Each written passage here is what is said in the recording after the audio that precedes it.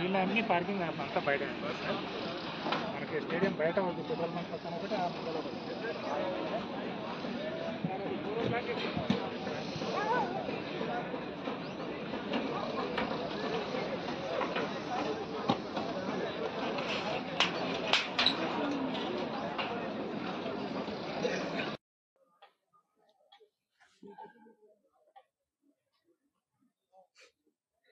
నేనేనా 8 జిల్లాల అధ్యక్షులు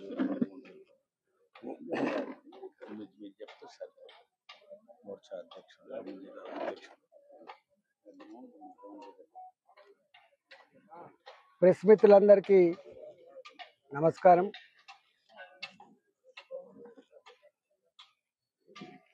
భారతీయ జనతా పార్టీ మొన్నటి పార్లమెంట్ ఎన్నికలలో 35% ఓట్లు సాధించి ఒక బాధ్యత కలిగిన ప్రతిపక్ష పార్టీగా తెలంగాణ రాష్ట్రంలో అవతరించింది.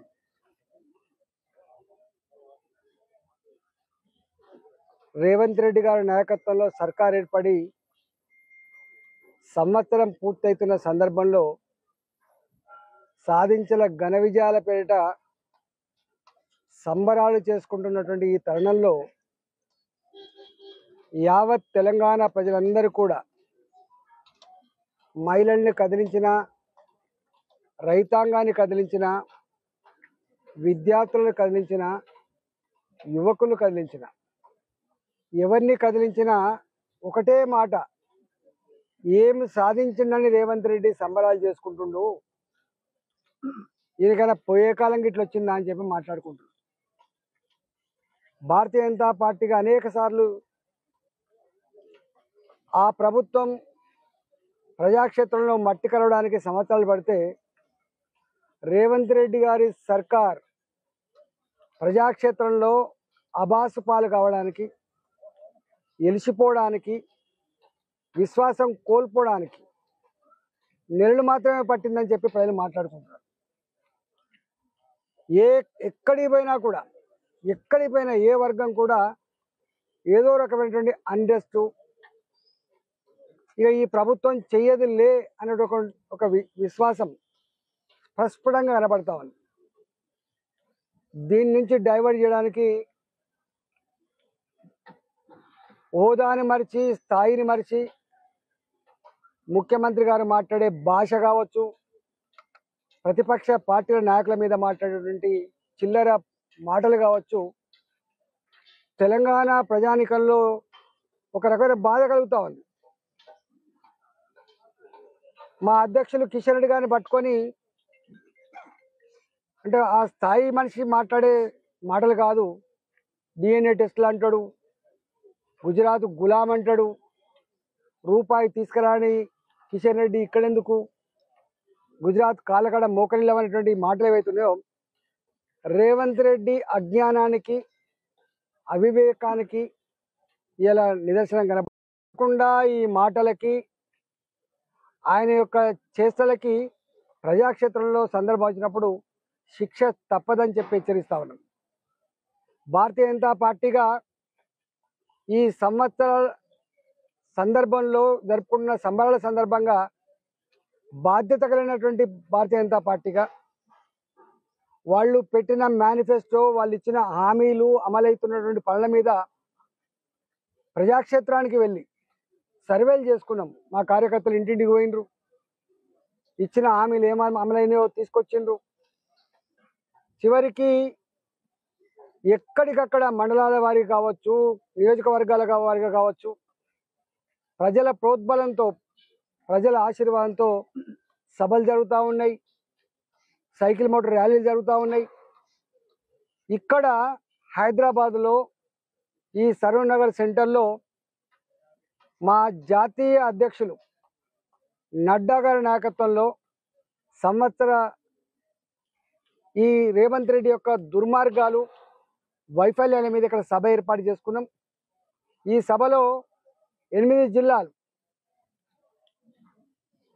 ఇక్కడ రంగారెడ్డి రూరల్ జిల్లా, రంగారెడ్డి అర్బన్ జిల్లా, అదేవిధంగా మేడ్చల్ రూరల్, మేడ్చల్ అర్బన్, సికింద్రాబాదు, హైదరాబాద్, ఇవాళ హైదరాబాదు, భాగ్యనగరు, గోల్కొండ 8 జిల్లాల 8 జిల్లాల పరిధిలో ఇక్కడ ఉన్నటువంటి గౌరవ కార్పొరేటర్లు కావచ్చు, గౌరవ మాజీ శాసనసభ్యులు కావచ్చు, గౌరవ పార్లమెంట్ సభ్యులు కావచ్చు, గౌరవ అధ్యక్షుల నాయకత్వంలో రేపు సాయంత్రం 3 గంటలకు ఇక్కడ పెద్ద బహిరంగ సభను ఏర్పాటు చేసుకుంటున్న సందర్భంలో ఈ 8 జిల్లాల మా నాయకులకి, మా కార్యకర్తలకి, భారతీయ జనతా పార్టీని అభిమానించినటువంటి మా ప్రజలకందరూ కూడా వినమ్రంగా నేను విజ్ఞప్తి చేస్తా ఉన్నా, మీరంతా కూడా తరలి వచ్చి ఈ సభను విజయవంతం చేయాలని చెప్పి నేను విజ్ఞప్తి చేస్తా ఉన్నా.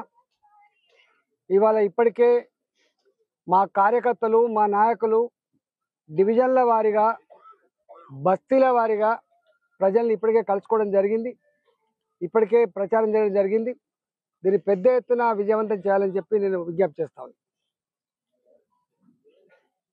ఈ మధ్య కాలంలో ప్రజానీకంలో దేశవ్యాప్తంగా చర్చ జరుగుతూ ఉంది.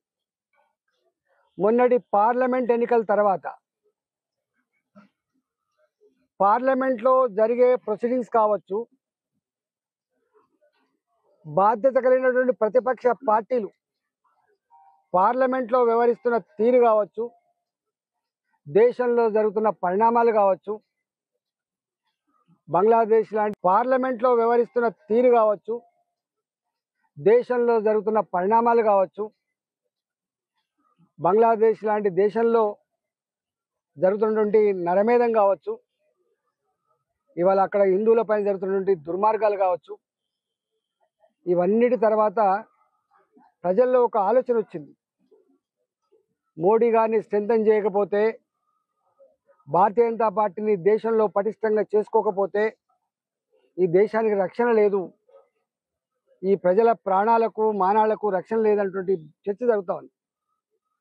దాంట్లో భాగంగానే మొన్న హర్యానాలో ఎన్నికలు జరిగితే అక్కడి ప్రజానీకం అంతా కూడా అన్నిటి పక్కకు నెట్టి పార్లమెంట్ ఎన్నికల్లో జరిగినటువంటి నష్టం మళ్ళీ జరగద్దు, మళ్ళీ మోదీ గారినే మనం ఆశీర్వదించాలి, మోడీ గారినే స్ట్రెంథన్ చేసుకోవాలని చెప్పే సంకల్పంలో ఇవాళ హర్యానాలో గొప్ప మెజార్టీ ఇచ్చి భారతీయ జనతా పార్టీకి పట్టం కట్టింది.